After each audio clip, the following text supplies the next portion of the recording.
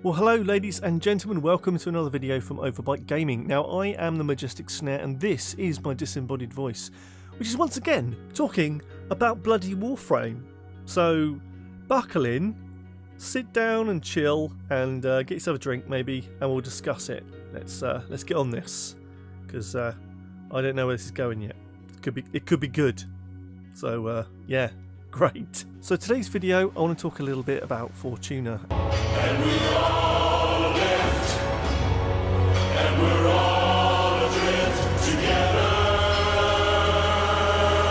And I suppose Warframe in general. It's been a while since I've made any videos about Warframe, which is good. It's been a break, but I wanted to go over some things as and now been informed potentially that Fortuna will be released sometime in November. There's been hints at the first week, maybe the second week. But DE don't really give out time frames, so I'm a bit shocked they actually have, which kind of makes me think, is it actually ready then? Why don't you just release it? Carry on.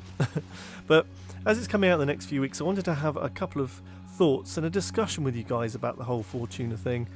So please let us know down in the comments down below about your thoughts around Fortuna. Are you looking forward to it, etc. As we go through the video, let's get some discussion going on.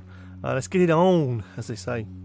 So, first things first, is it going to be any different, really, to Planes of Eidolon?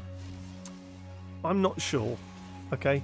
Now, I know that the game is suffering a bit of a content drought for veteran and middle scope kind of players. I consider myself a middle scope kind of player here. I'm not sure about that term, but it's what's coming to my head. I'm playing Warframe much less these days, but I still enjoy it when I do.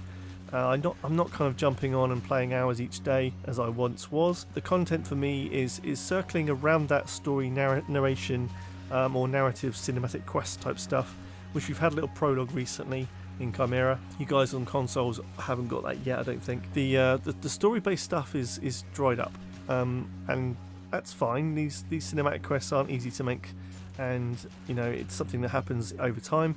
But for me, the content drought is starting to draw to a close, or actually get worse, I suppose. That's what I mean. I've collected most of the weapons, and the last bit of grind is hard. But when we come to Fortuna, I don't really know what's going to be different between the Planes of Eidolon and Fortuna. Now, I know it's a much bigger area.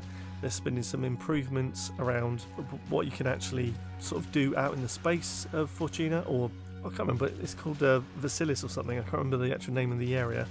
But the open world area on Venus, you can collect your bounties while still staying out on the plains of Venus, and you can also get a new pet, and you have your kind of hoverboard. I just don't know if it's going to be enough to keep people engaged for a long period unless they've got some sort of story stuff attached to it. Maybe the bounties will change the way the game plays. I'm not sure if that's enough for most people. So I'm in this kind of zone at the moment where I don't think it's going to be any real difference to the Planes of Eidolon. How people have sort of, maybe they love that because it was a new thing to have an open world at the time. I came into it after that had been released, so I haven't really had that feeling. But certainly with the Venus open world, I'd like to see them open up these open worlds on each planet. It would be something amazing to see in a few years' time when they've got those extra bits. But right now, I don't know if it's a big thing anymore. I mean, the bit I was really hyped for, as you all know, if you've been following my Warframe videos, is Railjack, and that's not due out until next year now, which I kind of expected.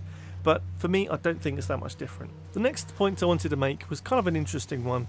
It some ways feels a little bit reversed this year. Last year, when they released the Planes of Eidolon and they had a massive surge of new players, and it was just mind-blowing how many people jumped on the Warframe bandwagon. In the perfect storm of Destiny 2 being a bit shit, a lot of those players kind of jumped ship over to Warframe, I believe. No stats around that.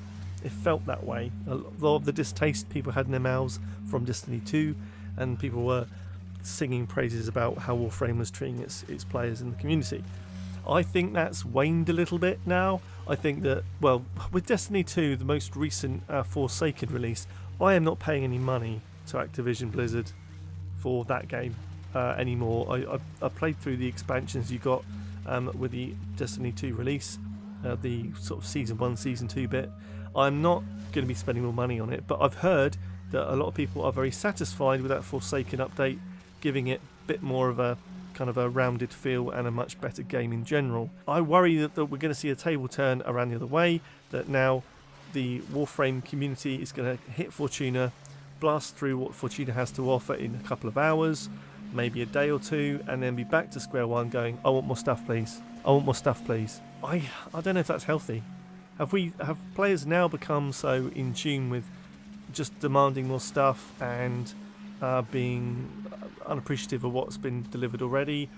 RDE just taking this sweet time to not bring out stuff as quickly as they'd promised to?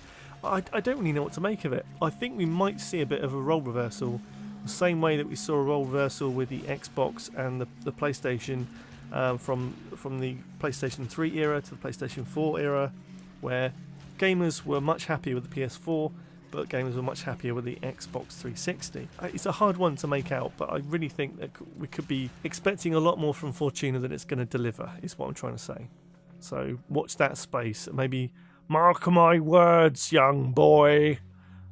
If you are young and a boy. If you're not, then it doesn't apply to you, clearly. One of my last points I wanted to make about Fortuna that kind of worries me is, with any new release of stuff, there's always teething problems, issues, tweaks, lots of things like that need to be sort of dealt with or done to polish off the final release, which unfortunately is the nature of the beast these days in video games. You never get something that's complete after the kind of first few hours. It's always, oh, quick, day one patch. DE is pretty good with fixing real ball-breaking bugs. I've been involved in a few of them in the past, but not really game-breaking. I've been involved in a few periods where they've had DDoS attacks and equivalent game-breaking stuff, but not necessarily on release of things.